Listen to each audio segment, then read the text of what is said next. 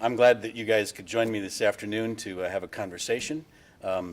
Paul, you come representing our conference Connectional Ministries Council as our chairperson, and John Disburg, you come representing as our president of our Conference Council on Finance and Administration. Yes. And I'm glad to have you, Betty, here with me too, because Betty, we've been on a journey together with this whole process of SLI and the L3 and Healthy Conference Initiative, all the way back to the very beginning. And it's been a journey. Since 2013, we've been on this journey. In 2013, we started with the strategic priorities. I hope everybody remembers what those three are. I kept notes with myself because I want to make sure I don't say it wrong. You know, first of all, we're creating world-transforming communities of faith. That's the centerpiece. Number two, equipping ourselves and others as transformational leaders. And number three, directing our resources to our common goals. As we think about those three things, we've been on a journey trying to figure that out. And we hired SLI along the way to kind of guide us. And they gave us three key values I want to remind you all about. One is that we're going to develop spiritual leaders who model a community that love, learn, and lead together. And love, learn, and lead are the three L's. And we're going to create environments within our conference and in our committees that foster transformation. I think that's key for us to remember. We are about transforming the world, and we're about transforming the annual conference so it can do a better job of building up leaders to transform the world. And the third one is to establish processes within our committees that are adaptive, that will bear fruit. Now, in this whole thing, we've done some things that are pretty important.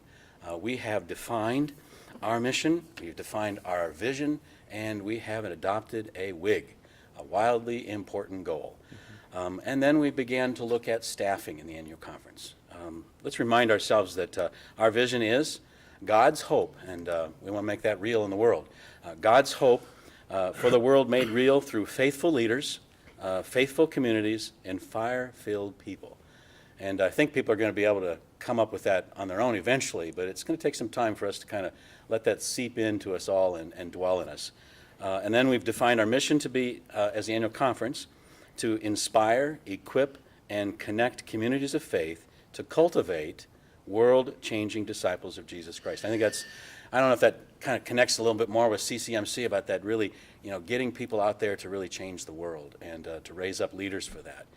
And then we had this wildly important goal that everybody, every church in the annual conference will develop a process for intentionally forming disciples of Jesus Christ by the year 2020, and a process.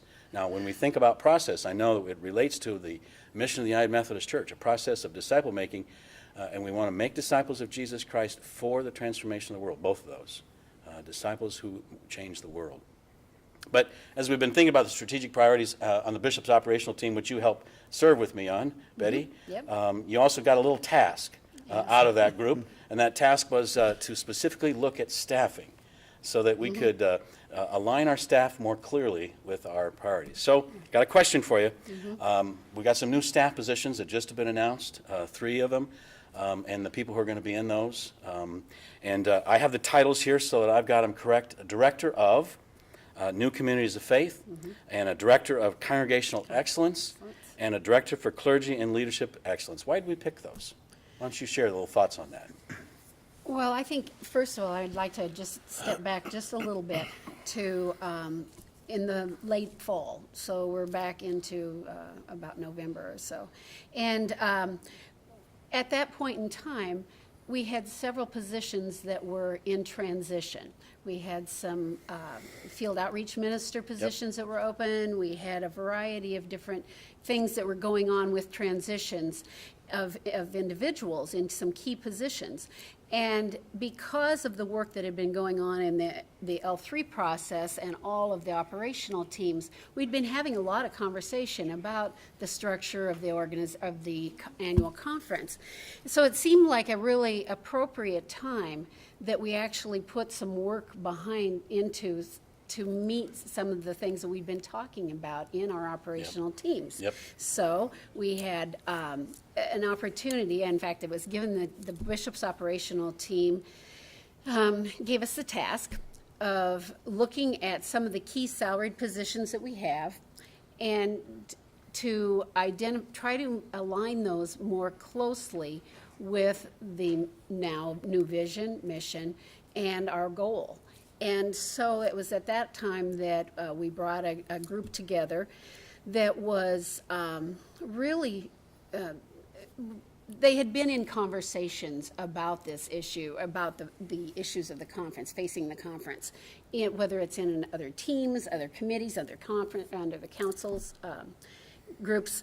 But anyway, we brought representatives together, and we were meeting on a weekly basis to discuss these, what would these key positions be that would meet our mission, vision, values most likely? So it really was a timely thing because Yes, of time. the situation of the annual conference. Right. And it was a way to begin to adapt. Right. And kind Right. of get First ourselves a little more aligned Yep. with our conference priorities and our mission and vision. That's correct. That's correct. And so when we came together, it really, as we started, it was a group of, we had a really talented group of people, but there was a lot of conversation going on about a lot of issues. And we realized we needed to focus. And so that's why we did focus on those key salaried positions that were already budgeted, but yet we needed to decide, okay, does that make sense? Is that really what we need to do? Do we just refill positions that we've already got budgeted? Or is there a new way of looking at things that would be more likely to fill our, that would be more effective in adapting to our mission, vision, values? And that's how we came about with, and it was interesting because what I found in those conversations, right off what we found, is that we were all having the same conversations in different arenas. Mm-hmm. And what we found is that we did need someone who was really focused on new communities of faith. Yes. We needed someone who was really focused on developing congregational excellence, and we needed someone who was really focused on development of clergy and laity leaders. So anyway, it was really interesting that all that conversation was already happening in all these different arenas.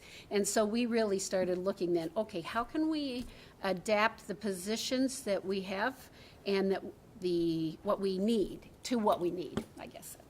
Probably really wise of the bishop and the operational team and the cabinet team to push that pause button. Yeah. And not just do things the way we've always done them, Right. but begin to adapt a little bit Right. and really step back and think about it. Yeah. So your team did that work, made a presentation, and now we're moving forward with these changes. That's correct. And some people will want to know how that affects the big picture. Right. So, John, when you think about the big picture, tell us a little bit about how this impacts the budget and from your perspective on CFNA. Yeah. Well, briefly, just with reference to the new staffing model, we are going to be able to lower apportionments. Nearly our budget that we're presenting will lower apportionments about $500,000. Now, not all of that is due to this new staffing model, but it is part of a longer-term goal that we set last fall as well, November of 2017, when we wanted to set a long-term goal that we would reduce apportionment askings by 1.5 million by the year 21-21. And we understand that we understood at the time, especially, that this team was still working, and we didn't want to just impose a number upon them. We wanted to make sure that we gave them and CCMC and the entire conference that depends upon this income. We wanted to give them some flexibility, and so rather than just kind of saying so much per year, we put it out there that was our long-term goal. As it happens, 1/3 of that we were able to do that this year with the new staffing model and lowering of general church apportionments.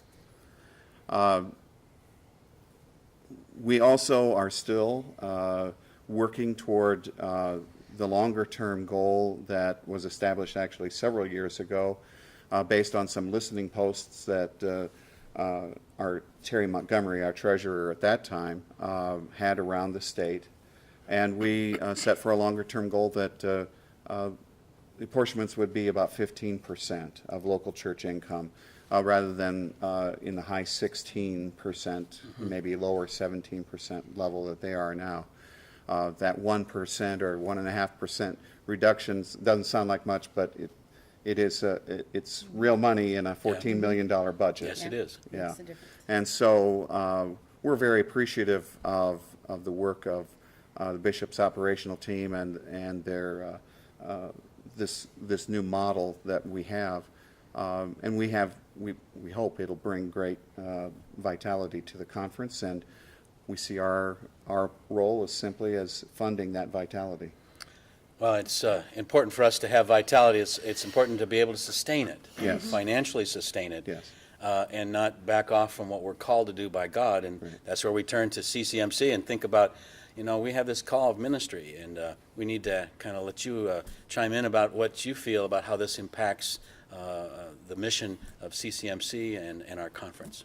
That is why CCMC exists, is to really put into action the other decisions that have been made to do the ministry of God in the conference and actually throughout the world.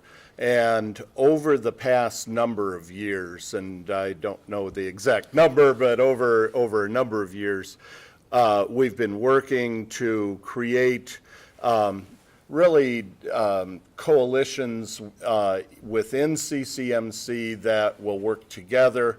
We've been encouraging people to find funding that is not based on apportionments, but rather to seek out grants, to find partners elsewhere, and to use the apportionment dollars, to the very, very best that they've been able to. We've worked with CFNA, the Council on Finance and Administration, to create a budget that will support the ministry of the conference, and yet, really also put that ministry into the best financial shape that it can be. As we continue this journey that we're on, that started a long time ago now, it seems like 5 years is progressing. What's your greatest hope for this annual conference? As you think about this alignment and you think about dealing with the budget and coming up with a sustainable budget and think about the vision of the ministries of the conference, what's your greatest hope? I would say our greatest hope, and it's in the process of being realized. Several years ago, we discovered in a conversation at a CFNA meeting, and there are members of CCMC that sit in on the CFNA meeting and vice versa. We discovered that there were gulfs of misunderstanding between those two bodies. Neither one of them seemed to fully appreciate that which the other did. And so we arranged for a mutual meeting of the two groups and began by asking questions and concerns. And we kind of broke off into different groups and came to find out that we both groups had identical questions and concerns concerning the future, concerning funding, concerning vitality of mission outreach and ministry in this conference. Out of that has come a wonderful relationship that I think continues to need to grow. But we have, I think, a lot more trust and appreciation of one another now than certainly a few years ago. And also out of that has come the understanding that I hope that CFNA sometimes is projected as this group of people that just wants to cut, but really what we're trying to do is stay faithful to the monies that we receive from the local church, stay faithful to the covenant, and fund ministry that is transformative here in Iowa and around the world. Go ahead. Oh, I would just echo that a little bit. That one of the most exciting things that I see happening with is it seems like we had gotten to a place where we were working in very siloed areas, And what I've found through the L3 process is that we're really starting to see a breaking down of those silos, and people are working more collaboratively than than I ever recall. And you're bringing people from different, whether they work on different committees or whether they work in different agencies or whatever, or staff versus laity.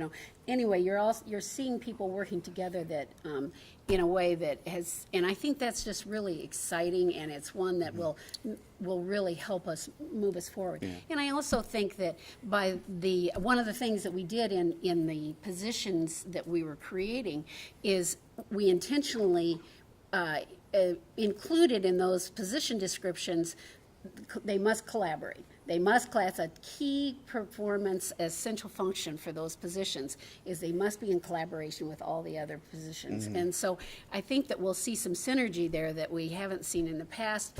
And I just think I think there's a lot of potential. Yes. And so I really hope that long-term, then we will be able to fulfill that vision of being able to inspire, being able to, create fire-filled people who are really get passionate about Amen. the United Methodist Church. Oh, come on, show a little more passion. And I guess my hope is that as we're creating these disciples, we keep in mind why we're creating the disciples, because it is to transform the world. It is to bring the good news of Jesus Christ to the world within the conference, throughout the country, throughout the world, and that with that purpose in mind, we have to work together, we have to collaborate, and we have to use our dollars wisely. Yeah, a cultural shift, leadership that is collaborative, a world that is transformed. Small things, but it is a big vision of really changing the world and making hope real in the world. And we give thanks for everything that all of you are doing in that. There are still things left undone. Lots. There's still position descriptions that aren't quite finished on some things that are going to happen in the next year or two, and there's some transitions yet to happen. And the bishop's operational team and the cabinet operational team and others will continue working. This is just one step towards those goals. Yes, and as the aligning resources team did identify, when we first started talking, we had a whole host of ideas of things, areas that we could address. And we did identify a whole group of suggestions that we would hope that other teams would take up for further exploration, because I do think there's a lot of opportunities out there that we haven't had the chance to explore. The more we collaborate, the more we can be creative, and the more we can be adaptive, and the more we can be ready to do what God's calling us to do as a conference. Exactly. Amen. Yes. Thank you all. Thank you. Thank you.